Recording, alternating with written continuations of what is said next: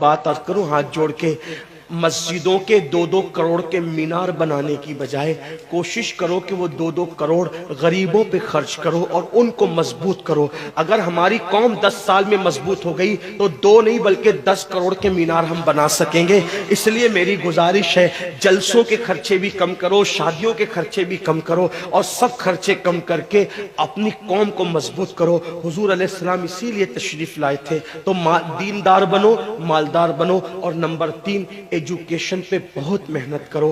कोई भी जाहिल न रहे, कोई भी अनपढ़ न रहे। खूब खूब पढ़ाओ अपने बच्चों को। 10वीं 12वीं तक कभी मत रुकना, बल्कि अपने बच्चों को IAS बनाओ, IPS बनाओ, डॉक्टर बनाओ, इंजीनियर बनाओ। डॉक्टर भी BOMS वाला मत बनाओ, बल्कि MD और आला से आला डिग्री दिलाओ। अब आप कहेंगे मौलाना पैसे नहीं है। मैं आपसे कहता हूं, हर साल ईद पे नया कपड़ा न बनाना पड़े न बनाओ, धुले हुए कपड़ों पे ईद कर लो, लेकिन अपने बच्चों की तालीम पे खर्चा करो। इसी तरीके से किसी और जगह पर पैसे लगाने की बजाय 10 साल अगर इन 3 निकात पर आपने मेहनत कर दी, दीनदार बनो, मालदार बनो और एजुकेशन को आम करो। हर बंदे को पढ़ा लिखा बनाओ। आप कहेंगे मौलाना नौकरी नहीं मिलती। मैं कहता हूं, हम नौकरी के लिए नहीं पढ़ते, हम अच्छा इंसान बनने के लिए पढ़ते हैं। इसलिए कि पढ़े लिखे की तिजारत में अनपढ़ की तिजारत में फर्क है, पढ़े लिखे की गुफ्तगू में अनपढ़ की गुफ्तगू में फर्क है, पढ़े लिखे के उठने बैठने में अनपढ़ के उठने बैठने में फर्क है। देखो, आप ये नहीं कहता हूं कि आप सब अनपढ़ो, लेकिन एक बात आपसे कहता हूं, महफिल में पढ़े लिखों का अंदाज और होता है, अनपढ़ लोगों का अंदाज और होता है। खाने में, पीने में, उठने में, बैठने में तालीम को आम करो।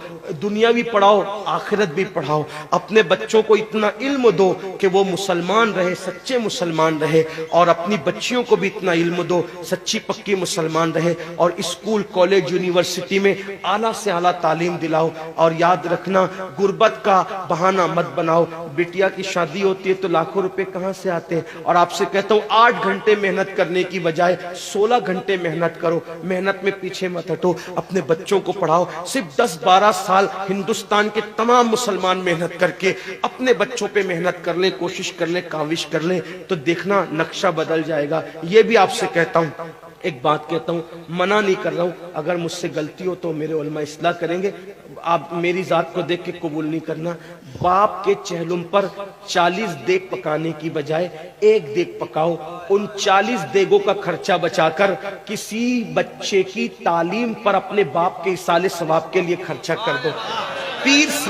पीर साहब के मजार पर 1 लाख की चादर ला के डालने की बजाय 100 रुपए की चादर डाल दो। बाकी के पैसे बचाकर गरीबों की तालीम पे खर्चा कर दो। पीर साहब के इसाले सवाब के लिए वो उस 1 लाख की चादर से जितना खुश होंगे, वो 100 रुपए की चादर से भी उससे ज्यादा खुश होंगे, क्योंकि आपने किसी को उठा दिया, किसी को आपने तरक्की पे ले गए। एक बात कहता हूं, मेरा पीर जन्नती है तो मेरे पीर को मेरी 1 लाख की चादर से क्या गरज। उसको तो जन्नत में उससे बेहतर लिबास मिल चुका है, उसको तो 1 लाख का उससे बेहतर लिबास मिल चुका है। तो ये बातें तल्ख लगे, माफ करना, लेकिन आपसे एक बात कहता हूं, रसूमात से निकलो, हकीकतों की तरफ आओ। रसूमात से निकलो, सच्चाइयों की तरफ आओ। एक दूसरे को गिराने की कोशिश मत करो, एक दूसरे को उठाने की कोशिश करो। आपस के झगड़े खत्म करो। तेरा सिलसिला बड़ा, मेरा सिलसिला बड़ा, तेरी बिरादरी बड़ी, मेरी बिरादरी बड़ी, तेरा पीर बड़ा, मेरा पीर बड़ा।